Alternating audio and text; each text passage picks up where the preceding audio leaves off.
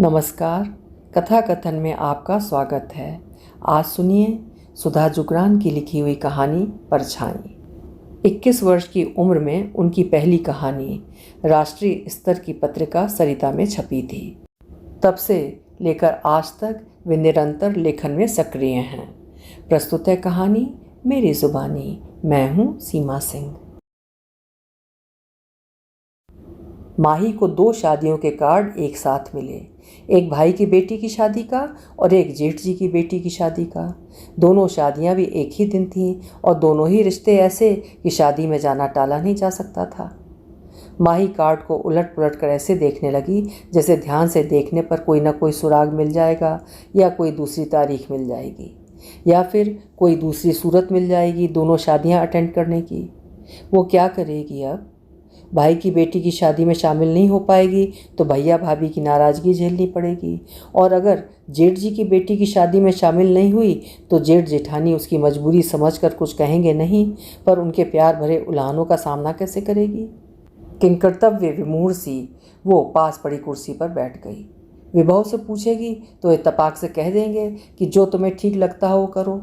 वो फिर दोराहे पे खड़ी हो जाएगी, या फिर बहुत अच्छे मूड में होंगे तो कह देंगे कि तुम अपने भाई की बेटी की शादी में शामिल हो जाओ और मैं अपने भाई की बेटी की शादी में शामिल हो जाता हूँ। लेकिन वो ऐसा नहीं कर सकती। शाम होने को थी, अंधेरा धीरे धीरे चारों तरफ फैल रहा था। उसका दिल वहाँ पहुँच गया जब उमंगें थीं, रंगीन इंद्रधनुषी सपने थे, माता पिता थे, उसकी कुलांचे भरने वाली उम्र थी। वे 2 भाई बहन थे। माता पिता की इकलौती लाडली बेटी भाई के बाद लगभग 10 सालों के बाद हुई, इसलिए भाई का भी लाड प्यार भरपूर मिला। वो 20 साल की थी जब भाई की शादी हुई। आम लड़कियों की तरह उसके भी कई अरमान थे भाई की शादी के। काफ़ी लड़कियां देखने के बाद सिमरन पसंद आ गई। भाई के सेहरा बांधे देखकर हर बहन की तरह वो भी खुश थी। भाभी ने जब घर में कदम रखा तो खुशियां जैसे उनके घर के दरवाजे पर हाथ बांधे खड़ी हो गईं। भाभी 23 साल की थीं, उम्र का फासला कम था। उसे लगा उसे हम उम्र एक सहेली मिल गई। अभी तक तो घर में सभी बड़े थे। 3 साल उसे भाभी के सानिध्य में रहने का मौका मिला। 23 साल की उम्र में उसकी भी शादी हो गई। पहले माँ काम करती थी तो वो निश्चिंत होकर अपनी पढ़ाई करती थी। माँ भाभी की भी किचन में पूरी मदद करती थी, पर भाभी न जाने क्यों उससे हमेशा चिढ़ी सी ही रहती थी। शायद उन्हें लगता था कि यह आराम से अपनी पढ़ाई कर रही है, बाकी सारा काम मुझे ही करना पड़ता है। नई होने के कारण वे अधिक नहीं बोल पाती थीं, पर भाव भंगिमाओं से सब जता देती थीं। भाभी के हाव भाव समझकर वो भी किचन में हाथ बटाने की कोशिश करने लगी तो माँ ने टोक दिया, तू जा अपनी पढ़ाई कर, ये काम तो ज़िंदगी भर करने हैं। वो जाने को हुई तो भाभी बोल पड़ी, काम आएगा नहीं तो ये आगे करेगी कैसे? उसे समझ नहीं आया कि भाभी की बात माने कि माँ की। वो एमएससी कर रही थी, पढ़ने में वो हमेशा कक्षा में अच्छे विद्यार्थियों में गिनी जाती रही थी। भाभी भी अपनी चुप्पी के पीछे से भी पूरी दबंगता दिखा देती थी। भाई भी उससे अब पहले की तरह बेतकल्लुफ़ नहीं रहते थे। पहले की तरह भाई से फरमाइश करने की उसकी अब हिम्मत नहीं पड़ती थी। भाई कहीं बाहर जाते तो भाभी के लिए कई चीज़ें खरीद कर लाते।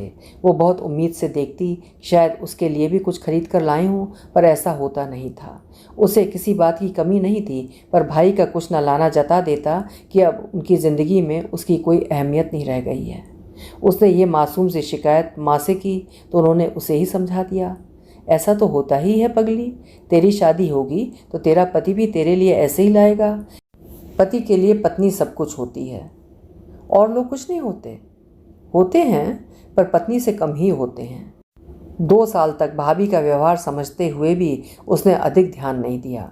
उसके लिए भाभी फिर भी अपनी थी, पर भाभी उसे कभी अपना नहीं समझ पाई।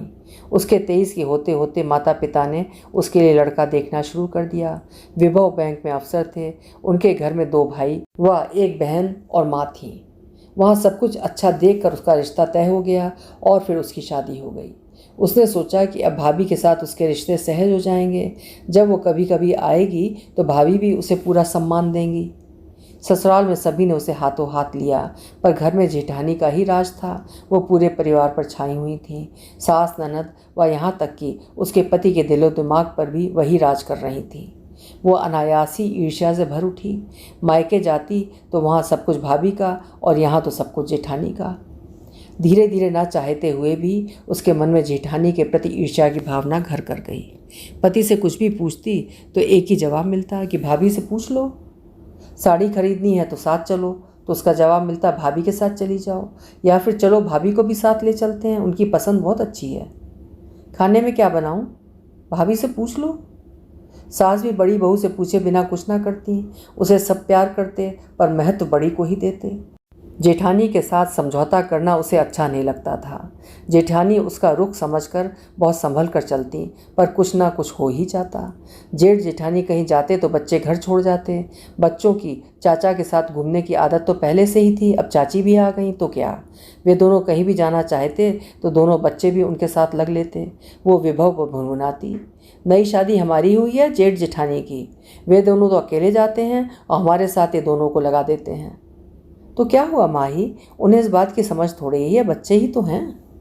ये ऐसे ही हमारे साथ जाते रहे तो जब तक ये बड़े होंगे तब तक हम बूढ़े हो जाएंगे। अरे जब हमारे चुनमुन होंगे तो उन्हें भाभी संभालेंगी, तब हम खूब अकेले घूमेंगे। जरूर संभालेंगी, अपने तो संभलते नहीं उनसे। जेठानी उसका मूड समझकर बच्चों को जबरन रोकती, ना मानने पर एक दो थप्पड़ तक जड़ देती। बच्चे रोते तो उन्हें रोता देखकर विभव का मूड खराब हो जाता, और विभव का खराब मूड देखकर उसका मूड खराब हो जाता, और जाने का सारा मज़ा किरकिरा हो जाता। उसे जेठानी पर तब और भी गुस्सा आता, लेकिन जिन बातों में वो जेठानी के साथ समझौता नहीं करना चाहती थी, उन्हीं बातों में भाभी के साथ समझौता करने की कोशिश करती, उन्हें खुश रखने का प्रयास करती ताकि उनके साथ संबंध अच्छे बने रहें। भैया भाभी कहीं जाते तो थोड़े दिन के लिए मायके आने के बावजूद वो भाई के बच्चों की देखभाल करती, उन्हें अपने साथ घुमाने ले जाती, चॉकलेट आइसक्रीम वगैरह खिलाती, पर भाभी उसे फिर भी खास तवज्जो न देती। माही उस घर को अभी भी अपना घर समझती, फिर वही पहले वाला हक ढूंढती, पर उसकी सारी कोशिशें बेकार हो जाती। भाभी उससे मतलब का रिश्ता निभाती, इसलिए उनमें आत्मीयता कभी नहीं आ पाई।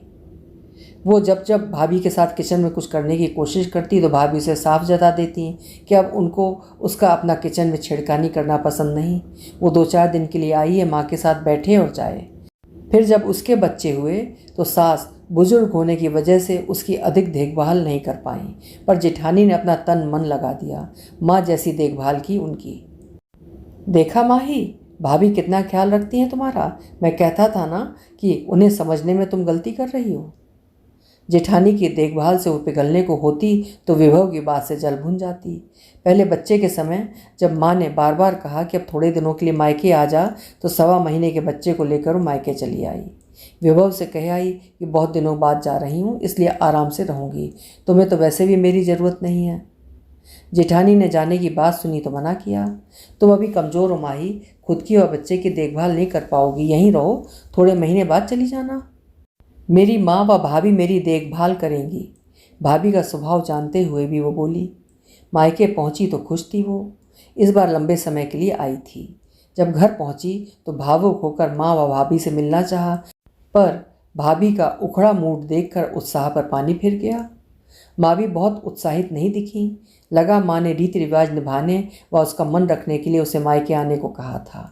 शायद उन्हें सचमुच विश्वास नहीं था कि वो आ जाएगी।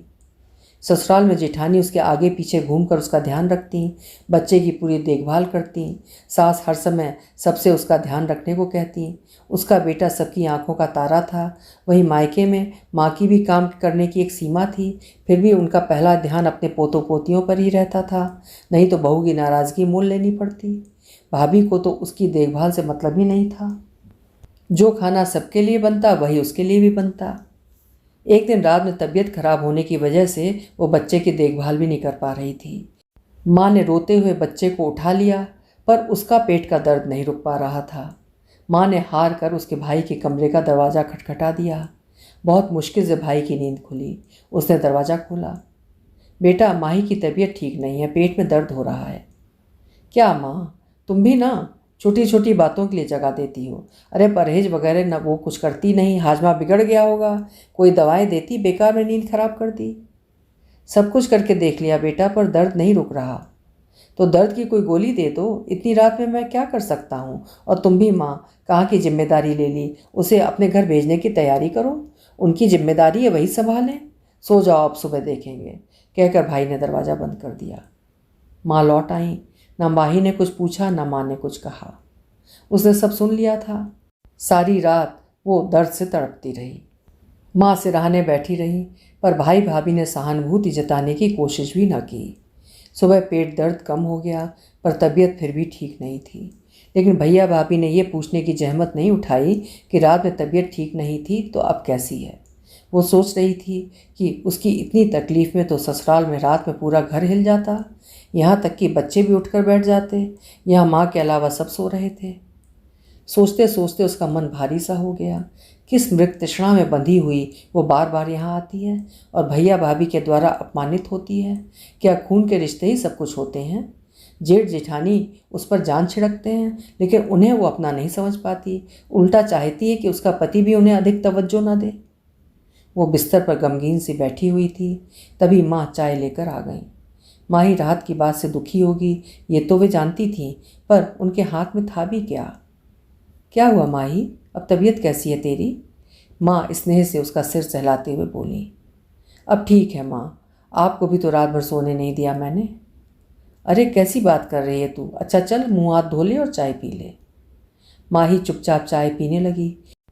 माँ ने अपना कप उठा लिया। दोनों चुप थे, पर दोनों के दिल रात की बातों से परेशान थे। माँ, मेरी तबीयत अगर ऐसी ससुराल में ख़राब होती तो मेरे जेठ जेठानी सारा घर सिर पर उठा लेते।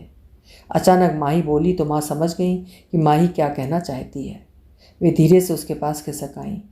माही, तो जिन रिश्तों की जड़ों को सींचना चाह रही है वे खोखली हैं, सूखी हुई हैं बेटा। खून के रिश्ते ही सब कुछ नहीं होते। जितनी कोशिश तू रिश्ता बनाने के लिए अपनी भाभी के साथ करती है, उसका अंश मात्र भी अपने जेठ जिठानी के साथ करेगी तो वो रिश्ते लहलहा उठेंगे। जो रिश्ते तेरी तरफ कदम बढ़ा रहे हैं उन्हें थाम, उनका स्वागत कर। जो तुझसे दूर भाग रहे हैं उनके पीछे क्यों भागती है? माँ उसके और अपने मन के झंझावातों को शब्द देती हुई बोली। ये तेरी मृतृष्णा है कि कभी ना कभी भाभी तेरे प्यार को समझेगी और तेरी तरफ कदम बढ़ाएगी। कुछ लोग प्यार की भाषा को कभी नहीं समझ पाते, पर तू प्यार की कीमत समझ माही। अपने जेठ जिठानी के प्यार को समेट ले। वही है तेरे भैया भाभी जो तेरे दुख सुख में काम आते हैं, तेरा ख्याल रखते हैं, तेरे अच्छे बुरे व्यवहार को तेरी नादानी समझकर भुला देते हैं। माँ उसे पहले भी ये बात कई बार समझाना चाहती थी। उसके प्यार का बहाव ससुराल की तरफ मोड़ना चाहती थी, पर माही समझना ही नहीं चाहती थी। पर आज पता नहीं क्यों माँ की बात समझने का दिल कर रहा था। उनकी बातें उसके अंतर्मन को छू रही थीं। माँ चली गई तो अपने आप में गुमसुम सी हो गई। जब उसका गाल ब्लेडर का पथरी का ऑपरेशन हुआ था तब भी कैसे सास व जेठ जेठानी ने दिन रात एक कर दिया था, और भैया भाभी ने बस एक फ़ोन कर अपने कर्तव्यों की इतश्री कर ली थी। जेठ जेठानी ने तन मन धन लगा दिया था। ननद भी ऑपरेशन के समय 2 दिन के लिए उसके पास आ गई थी। आज पिछली सारी बातें जैसे साफ हो रही थीं। उसकी आंखों पर पड़ा भ्रम व मोह का पर्दा हट रहा था। आज पहली बार वो समझ रही थी कि जो उसे अपनाना चाह रहे थे उन्हें वो ठुकरा रही थी, और जो उसे ठुकरा रहे थे उन रिश्तों के पीछे वो भाग रही थी। सच वे भी तो भैया भाभी हैं जिनसे उसे प्यार मिलता है। उसके न सही उसके पति के हैं तो उसके भी हैं। वे रिश्ते भी तो उसके अपने हैं। वो उठकर चुपचाप सामान पैक करने लगी। तभी माँ कमरे में आ गई। ये क्या कर रही माही? उसे सामान पैक करते देखकर माँ बोली। अपने घर जा रही हूँ माँ, अपने भैया भाभी के पास। माँ चुप हो गई। दोनों माँ बेटी बिना शब्दों के कहे एक दूसरे के दिल की बात समझ गई थी। दूसरे दिन माही ससुराल लौट गई। उसे वापस आया देखकर घर में सास, पति, जेठ जिठानी सभी खुश हो गए। किसी ने उससे नहीं पूछा कि वो इतनी जल्दी क्यों लौट आई। धीरे धीरे समय कुछ साल आगे सरक गया। उसके बच्चे थोड़े बड़े हो गए। फिर उनका तबादला दिल्ली से कानपुर हो गया। समय धीरे धीरे सरकता रहा। माता पिता व सास का साथ समय के साथ छूट गया। माँ के जाने के बाद मेरठ जाना बंद हो गया, लेकिन दिल्ली जेठ जिठानी के पास त्योहार व छुट्टियों में आना जाना बना रहा। तभी घंटी की आवाज़ सुनकर वो चौंक गई। शायद विभव ऑफिस से लौट आए थे। वो वर्तमान में लौट आई। उसने उठकर दरवाज़ा खोल दिया। क्या बात है माही, बहुत गमगीन सी लग रही हो, तबीयत ठीक नहीं है क्या? विभव उसे इस कदर उदास देखकर बोले। नहीं कुछ नहीं, सब ठीक है। दिल्ली से सोनिया की शादी का कार्ड आया, जाने की तैयारी करनी है, रिजर्वेशन कराना है, यही सब सोच रही थी। वो उत्साहित होते हुए बोली। और ये दूसरा किसका है? विभव दूसरा कार्ड उठाते हुए बोले। ये मेरठ से आया है, माही लापरवाही दिखाते हुए बोली। आप बैठकर देख लो, मैं चाय बना कर लाती हूँ। कहकर माही उठकर किचन में चली गई। थोड़ी देर बाद 2 कप चाय बनाकर ले आई। अरे ये तो साले साहब की बेटी की शादी का कार्ड है, वहाँ भी तो जाना होगा, तुम वहाँ चली जाओ। मैं नहीं, माही बीच में बात काटती हुई बोली। वहाँ आप उपहार भेज दो, हम दोनों ही दिल्ली जाएंगे और थोड़े दिन पहले जाएंगे, क्योंकि शादी में मदद भी तो करनी है। माही पूरे आत्मविश्वास से बोली और शांत भाव से चाय पीने लगी। विभव ने चौंक कर उसकी तरफ देखा, सब कुछ समझा और चुपचाप चाय पीने लगे। समझ गए कि प्यार व स्नेह के रिश्ते खून के रिश्तों पर भारी पड़ गए हैं। आपस में प्यार और विश्वास नहीं है तो खून के रिश्तों के धागे भी कच्चे पड़ जाते हैं। इसलिए परछाइयों के पीछे भागने के बजाय हकीकत को अपनाना चाहिए। अभी आप सुन रहे थे सुधा जुगरान जी की लिखी हुई एक प्यारी सी और शिक्षाप्रद कहानी परछाई। ऐसी गलतियां अक्सर लड़कियां कर जाती हैं। आशा है कहानी आपको पसंद आई होगी। पसंद आई हो तो कहानी लाइक ज़रूर करिएगा और चैनल अभी तक सब्सक्राइब ना किया हो तो आपसे अनुरोध है कि चैनल भी सब्सक्राइब कर लीजिएगा। कल फिर मिलेंगे। आपका समय शुभ हो।